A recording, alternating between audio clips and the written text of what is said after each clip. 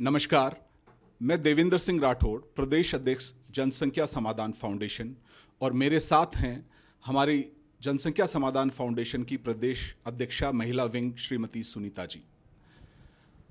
आज अंतर्राष्ट्रीय जनसंख्या दिवस है और इस बार का जनसंख्या दिवस हमें चेताने वाला है, क्योंकि हमने जनसंख्या के मामले में चाइना को पीछे छोड़ दिया है और उस चाइना को पीछे छोड़ा है जिसके पास में हमारे से लगभग 3 गुना अधिक भूभाग है।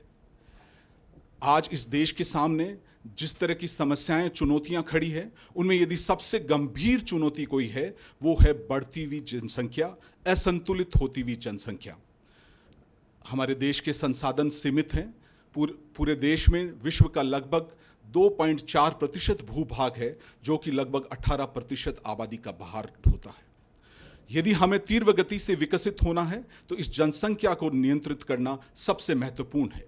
हमारी अनेक समस्याओं का एकमात्र समाधान, जिससे अनेकों समस्याएं का समाधान निकलेगा, वो है जनसंख्या नियंत्रण कानून।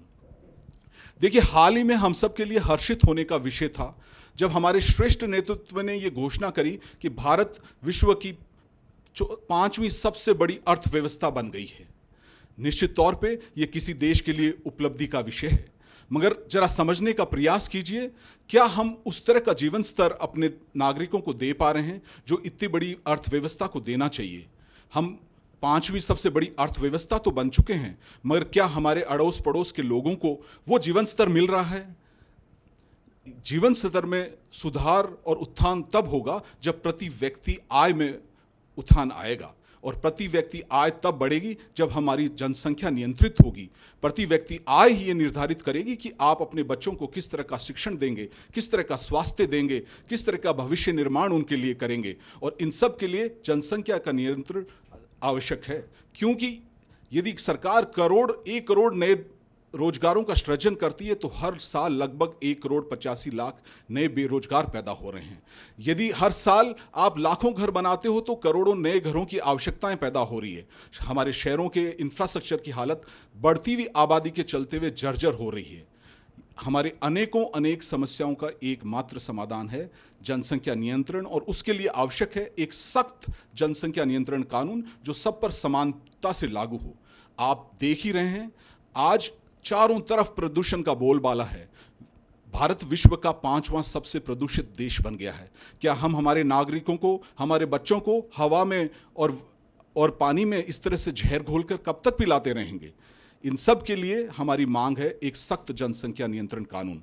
और भाइयों, सबसे बड़ी चेतावनी देने वाला विषय यह है कि ये जनसंख्या में बढ़ोतरी जनसंख्या में बहुत तेजी से असंतुलन पैदा कर रही है।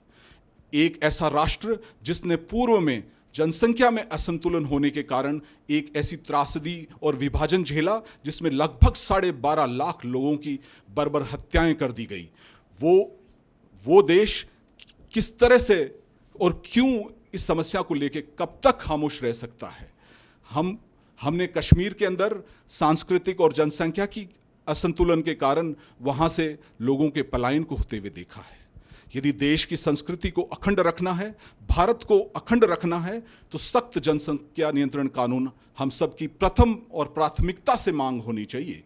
मैं आपको बताना चाहूंगा, सिर्फ भारत नहीं, संपूर्ण देश में असंतुलन चेताने वाली स्थिति में पहुंच रहा है। इस सदी के अंदर 3 नए राष्ट्रों का विकास निर्माण हुआ।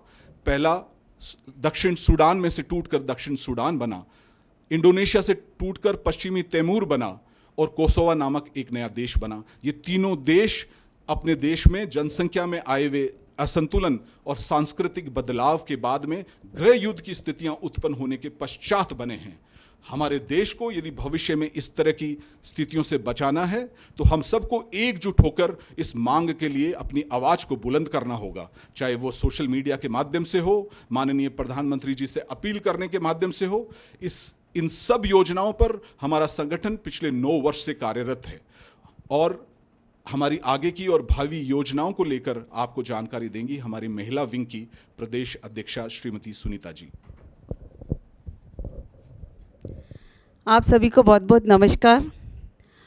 अभी हमारा जो देशव्यापी आंदोलन जनसंख्या नियंत्रण के लिए जो चल रहा है, वो हमारा चल रहा है हस्ताक्षर अभियान, जो कि पूरे देश में बहुत ही ज़ोरों शोरों से चल रहा है और सभी राज्यों में इसका अच्छे स्तर पर काम हो रहा है। और सभी अपने घर घर जाकर, गली गली जाकर, ढाणी ढाणी जाकर सब जनसंख्या कानून बनाने के लिए कि मोदी जी को इस कानून को बनाने में आसानी हो, हमारे देश के जो नेतृत्व, शीर्ष नेतृत्व वाले व्यक्ति हैं, वो उनको इस कानून को बनाने में आसानी हो, उसके लिए हस्ताक्षर अभियान अभी चल रहा है। और हम सब भी इसी हस्ताक्षर अभियान से जुड़े हुए हैं, घर घर जाकर हस्ताक्षर करवा रहे हैं और लाखों करोड़ों, लाखों तो क्या करोड़ों अरबों की संख्या में हस्ताक्षर अभियान अभी चल रहा है। और इसी हस्ताक्षर अभियान को हम लेकर, हस्ताक्षर लोगों के द्वारा जो हस्ताक्षर करे हुए हैं, इन सब को लेकर हम 22 तारीख को दिल्ली कूच करेंगे। यदि उससे पहले कानून पास नहीं हुआ तो हम 22 सितंबर को दिल्ली कूच की हमारी रूपरेखा है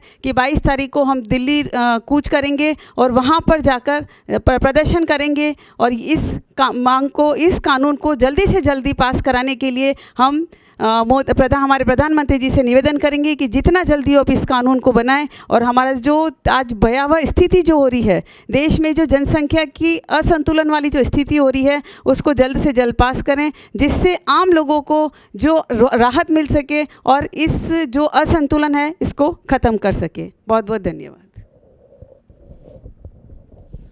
इसके अलावा मैं उदयपुर वासियों से अपील करना चाहूँगा कि कल हम उदयपुर के अंदर एक प्रदर्शन और ज्ञापन का कार्यक्रम का आयोजन कर रहे हैं, जो कि कलेक्ट्रेट मुख्यालय के सम्मुख रहेगा। आप सबसे निवेदन है, जो भी व्यक्ति आना चाहें, सबका स्वागत है। ज़्यादा से ज़्यादा संख्या में आप पधारें और इस मांग को लेकर अपनी और देशवासियों की आवाज़ को प्रखर करें, ताकि हम इस देश की अखंडता, सांस्कृतिक सुरक्षा को सुनिश्चित कर सकें। धन्यवाद। मैं सभी उदयपुर वासियों से निवेदन करती हूँ कि कल 11 बजे आप कलेक्ट्रेट पर आ रहे हैं और इस ज्ञापन जो हम कलेक्टर साहब को प्रधानमंत्री जी के नाम जो ज्ञापन देंगे, उसमें ज़रूर आप शिरकत करें और ज़रूर पधारें। आप सभी उदयपुर वासियों से मेरा ये करबद्ध निवेदन है कि आप ज़रूर पधारें और हमारा और सबका पूर्ण सहयोग करें। धन्यवाद। जय हिंद, जय मेवाड़। प्लीज़ मेरे YouTube चैनल को सब्सक्राइब जरूर करें। Thank you.